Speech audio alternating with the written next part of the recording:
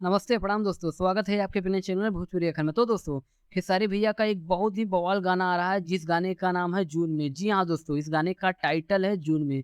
तो दोस्तों आइए इसी के बारे में जानते हैं कि यह गाना कब तक रिलीज़ होगा। तो दोस्तों वीडियो को पूरा ज़रूर देखें और जो भी भाई हमारे चैनल को सब्सक्राइब नहीं किए, तो भाई आप लोग से रिक्वेस्ट है चैनल को सब्सक्राइब करना ना भूलें। तो चलिए दोस्तों वीडियो को शुरू करते हैं। तो दोस्तों बात करें खेसारी भैया के इस नए वाले गाने का, जिस गाने का नाम है जून में। तो दोस्तों गाना तो बहुत बवाल होने वाला है। जी हाँ दोस्तों, इस गाने को गाए हैं दबंग स्टार खेसारी लाल यादव।